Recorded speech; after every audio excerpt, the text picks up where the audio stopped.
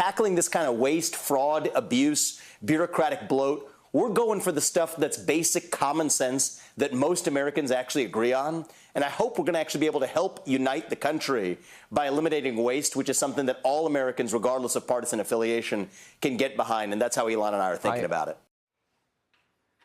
Well, that was Vivek Ramaswamy touting the new Department of Government Efficiency that he and Elon Musk will be running. Now, also known as DOGE, this temporary agency will partner with the White House and Office of Management and Budget to drive structural government change from outside the government. Now, they put out their first messaging on X yesterday, writing this: working overtime to ensure your tax dollars will be spent wisely.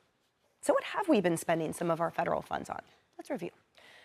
Almost $550,000 went to a Russian lab to run experiments on cats' brains. That was spent by the National Institutes of Health. $3.7 million of funding went to a study on monkeys and gambling, another NIH fascinating project. And the State Department awarding tens of thousands of dollars for drag shows in Ecuador. And that's just the tip of the wasteful spending iceberg. Here's Senator James Langford rattling off just a few government spending projects at a House hearing last year. Watch. Last year, the State Department did a grant to Ecuador to host 12 drag shows in Ecuador with American tax dollars. Now, may have different opinions in this room on drag shows.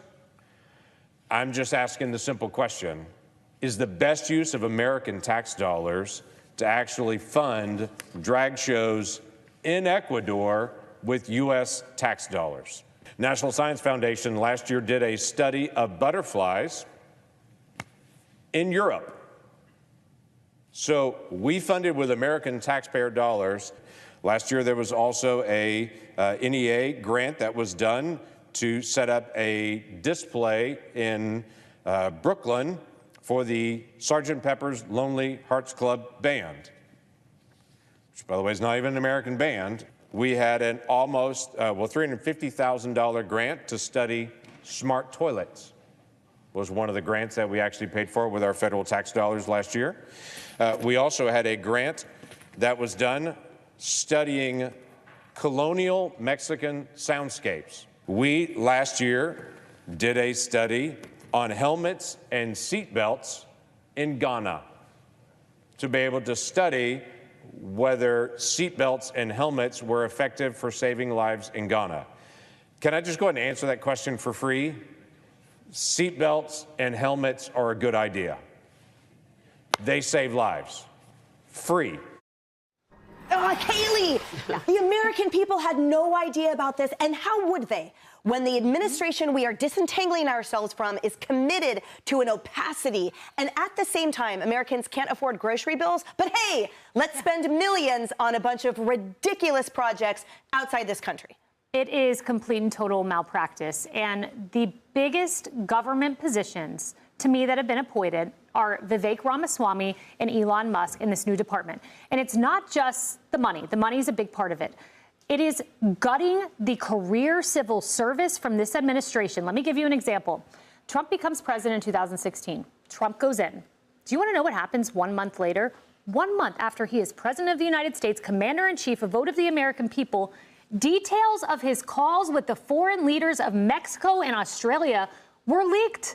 Mexico went to the Associated Press. Australia details went to the Washington Post. These were career civil servants leaking the details Trump was having with foreign leaders. They need to go. The American people spoke. He is president of the United States. Get rid of the bureaucracy. It's not about undermining Trump. That's undermining you, undermining your vote. Get rid of them on day one. Vivek, I know, is up to the task. I've had conversations with him about this. It's time to put these two in charge. Give them a ton of power. Get rid of career civil servants. Yes, ma'am. I can't wait. And remember, I was a federal attorney. I was an acting director in a top 10 agency of an appellate office. And I really can't express adequately what it is like to push against the beast of spending. And among those spendings, I want to talk to you about something, Paul, which is the overpayments. This is where the waste comes into play. $3 trillion, Open the Books reported, since 2004.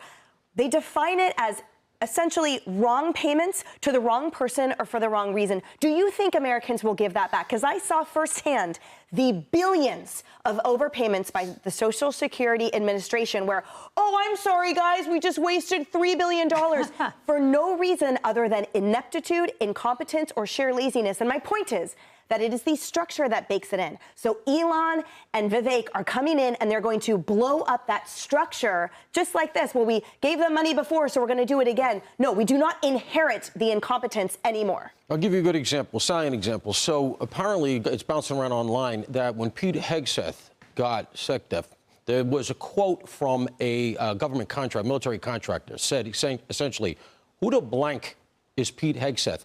That is exactly the reaction you want, right? Mm-hmm. Because who's this outsider that's going to come in, that's going to kick this whole thing over, essentially, right? Mm-hmm. It's not somebody that he's taken to lunch. He's been whining and dining for the last 20 years, that he knows the contract's a done deal. That's exactly what you're talking about, Kaylee, and that is what you need. The other thing is, two things real quick. First of all, why are we funding all these bad ideas in other countries? We have enough bad ideas of our own, for the love of God. Why are we, helmets and God, come on. That's one thing. The other thing is this, real quick. I know and I recognize, and this is the argument against it, that the real money we have to worry about is Medicare, Social Security. I get those are the big numbers. I understand that. But these wasteful products still take us into the billions, right? It still matters. Yep. What you do, and this is what I'd like to see, is as you cut these superfluous programs, put them into something that people visually see. Say, we cut $500 million from this nonsense. We built an old age home for veterans. Here it is, in Maryland, in Virginia, in wherever. And that money went here, something useful, something domestic. Yeah. Well, let's do a little more examples of this squander of what your money, guys, the government's money, that is your money. So let's show you a few more things of outrageousness that our tax dollars are being spent on. $100,000 to see if a sunfish is more aggressive when given gin or tequila. Oh, my gosh. $1 million to see if selfies make you happy. $1.5 million to study the mating calls of country frogs to see if they are different than city frogs. That, Cheryl, is what hardworking Americans' tax dollars are going to. Oh, I have more. Why is the University of Mississippi spending $12 million for monkeys on meth? And why did the EPA spend $620 grand for armor and night vision equipment? Somebody explain that one to me. But I'll tell you what, the biggest one that killed me was the fact that the IRS between October of 21 and 23, they've got $50 million in unpaid taxes from their own employees. Whoa. IRS employees owe $50 million in back taxes. I want that. I want the IRS so gutted at this point. And Elon Musk, remember what he did with Twitter? He slashed out 70% of the employees at Twitter when he I can't wait for that boulder to smash the glass house of the IRS. But I have to tell you, the other thing, too, is why does Anthony Fauci and Rand Paul pointed this out?